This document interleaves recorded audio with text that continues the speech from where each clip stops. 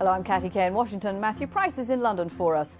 Donald Trump once said his nuclear button is bigger than North Korea's, and now his missiles are better than Russia's. The Prime Minister of Turkey says please just stop the street fighting.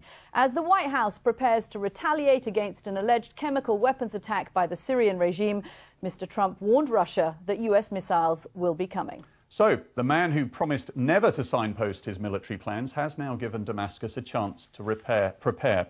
Reports have been coming to us today that the Syrian government has indeed been clearing its airfields, hiding its hardware. It's pretty clear what President Trump is going to do. The question now is when. Here's our Middle East editor, Jeremy Bowen. Syrians who've survived the last days of the Eastern Ghouta enclave are being bussed out of the ruins and into their new lives, which will not be easy. These people's top priorities were food and shelter for their families, and only then their recollections of what they saw.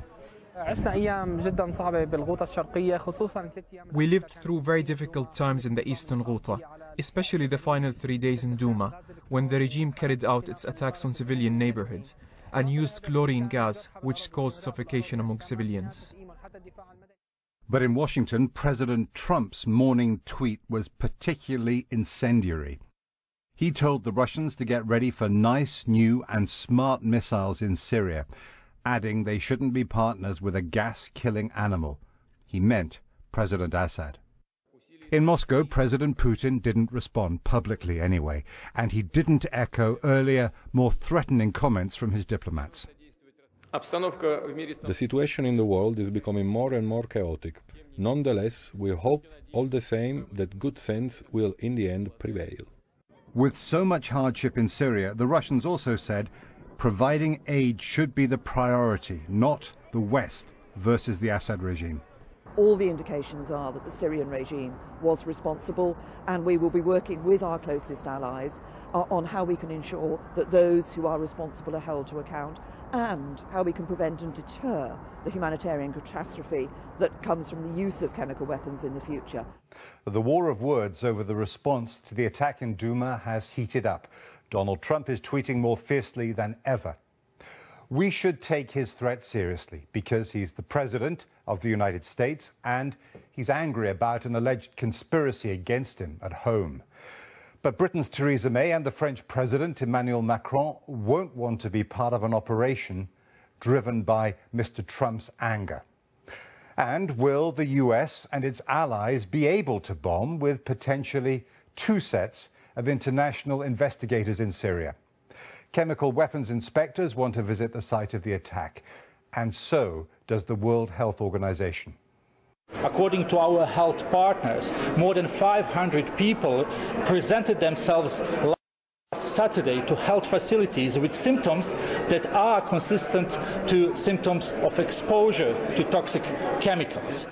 A generation of Syrians knows only war. Western leaders need to work out whether bombing will make the lives of Syrian civilians better or worse. Using force in as complicated a place as Syria was never going to be easy or clean. That was Jeremy Bowen reporting. Katty, as we know, President Trump's been trying to build an international coalition on this. He's got the French president on side. As we were coming to air, we were getting news from BBC sources telling us that government insiders are suggesting that Theresa May, the British Prime Minister, is now seeing the need for a response to the alleged chemical weapons attack in Douma over the weekend as urgent. There is a question mark, there has been a question mark on this side of the Atlantic as to whether or not the British Parliament would need to vote in favour of military action for the British government to press ahead with any such action. The suggestions we're now getting this evening is that that is not something the British Prime Minister would wait around for. Let's bring in Jeremy Bowen, our Middle East editor. And Jeremy, before I ask you about the inevitability or otherwise of this, can I just play you a short quote from the US Secretary of Defense, Jim Mattis, who was asked about where they are on the evidence gathering on that alleged chemical weapons attack? We're still assessing the intelligence ourselves and our allies. We're still working on this. Is the U.S. military ready right now to conduct a retaliatory strike if ordered? We stand ready to provide military options if they're appropriate, as the President determined. What's interesting there, Jeremy, is Secretary of Defence Jim Mattis is saying we are still assessing the intelligence. What's going on, do you think? Well, I suspect the president is sounding very gung-ho. He woke up this morning, he's angry about things that are happening domestically. He did that tweet. He wants to get on with it. Professional military people tend to be much more cautious about what they do. And I think they are aware as well about the complications of getting involved in a really complicated military theatre like Syria.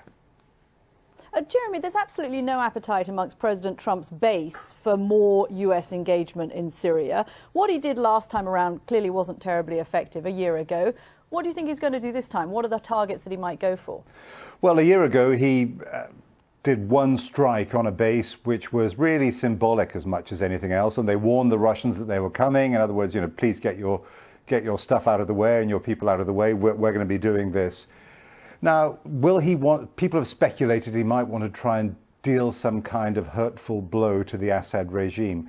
Frankly, I think that the time for trying to do that has long gone.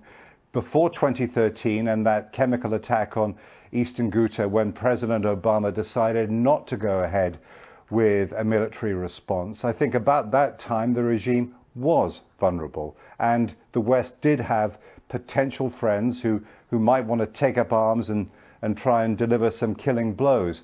That is not the situation right now, particularly with Russia there, also Iran. The regime is stronger than at any time since the war started.